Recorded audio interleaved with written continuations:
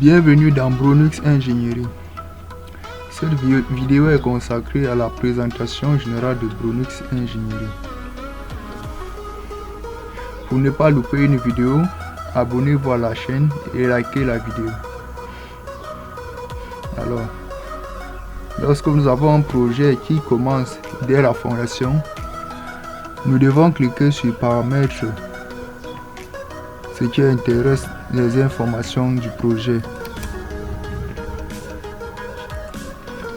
Ici, nous renseignons les différentes informations, à savoir les prix unitaires, les pourcentages de perte,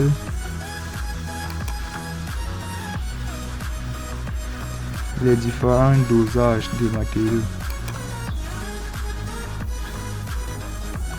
Nous pouvons cliquer tout de même sur Avancer pour ajouter d'autres informations.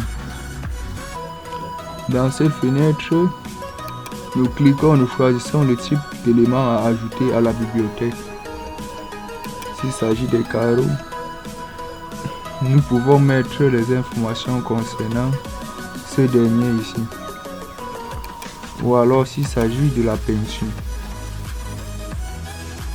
ou tout autre matériau, nous pouvons ajouter les pointes et autres.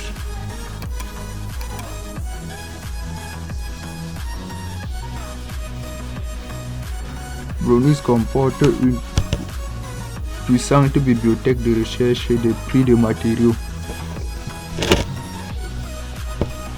Par la suite, nous cliquons sur Retour.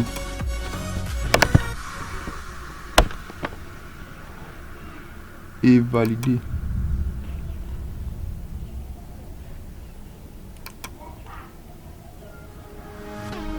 Alors, nous cliquons sur Information du projet. Nous renseignons tous les détails du projet. Nous cliquons ici pour choisir un logo.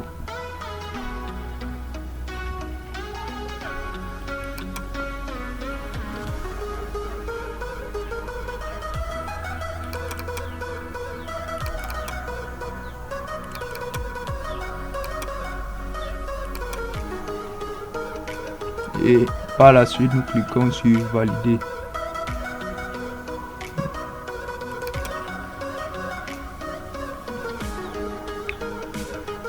Avant de commencer, nous choisissons notre dessin.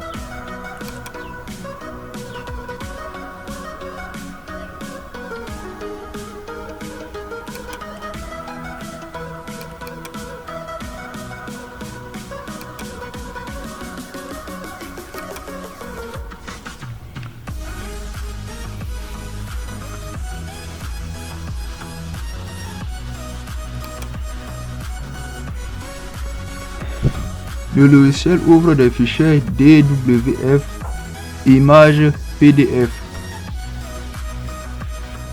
Alors, nous avons déjà ajouté notre dessin. Nous pouvons cliquer ici pour voir un aperçu. Nous avons notre dessin.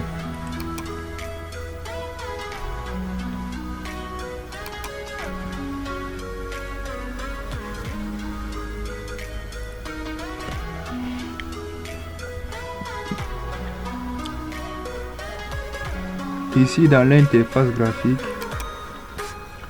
nous pouvons juste mesurer une distance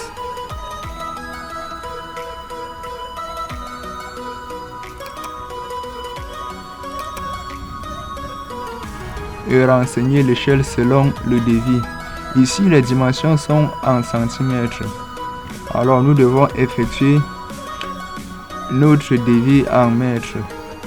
Nous faisons juste un clic droit de la souris.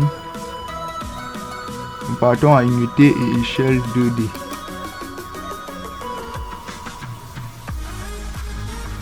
Nous changeons les unités.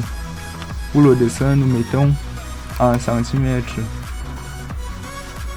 Et l'échelle de sortie, nous mettons en mètres.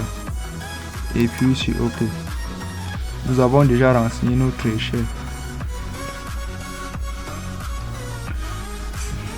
Ce logiciel a une marge d'erreur de 0,05 cm selon votre précision.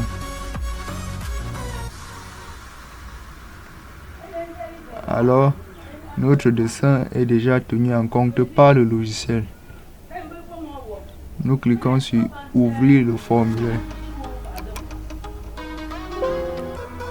Les outils à utiliser pour le dessin sont ainsi numérotés. Nous cliquons ici pour des surfaces. Il suffit de cliquer à chaque point des éléments dont nous voulons mesurer leur surface. Nous vous conseillons d'enregistrer vos dessins sur format DWF. Ce système d'enregistrement reconnaît l'accrochage aux objets.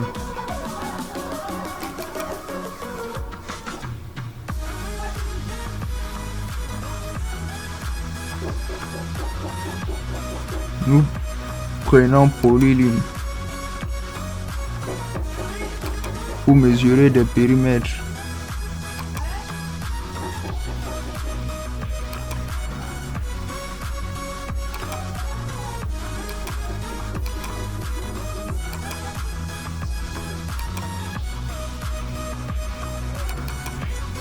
Par la fois, nous double-cliquons. Nous constatons que cette chambre a un périmètre de 18,73 mètres. Nous pouvons aussi avoir des mesures angulaires.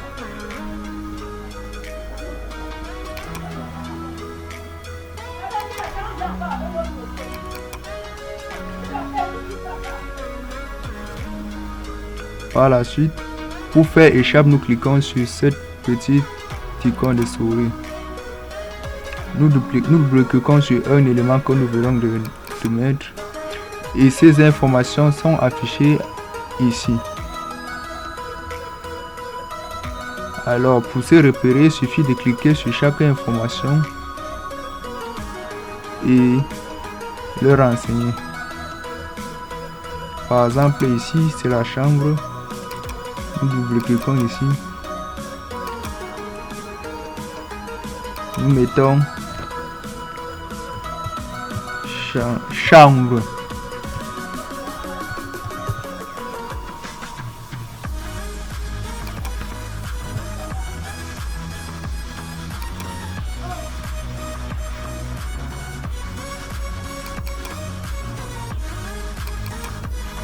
Ici nous mettons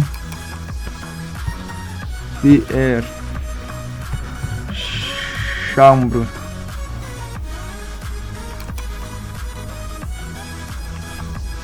Par la suite, nous cliquons sur cette icône pour faire échappe. Et nous cliquons ouvrir le formulaire. Par la suite, nous cliquons sur le premier élément qui est la descente des charges.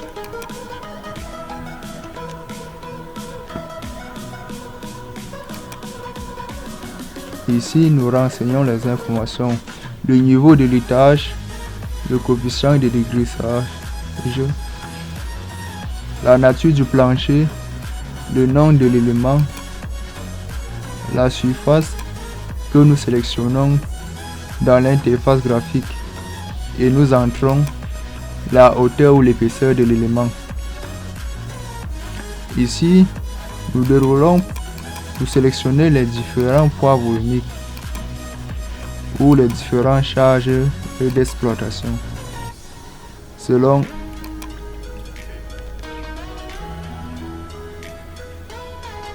le Bael 91 modifié 99.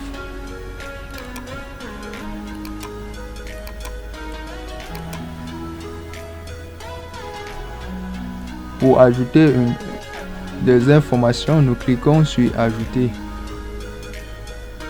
Pour modifier, nous déroulons, nous cliquons et nous modifions, nous cliquons sur Modifier. Sur chaque formulaire, nous avons de la présence de ces trois boutons.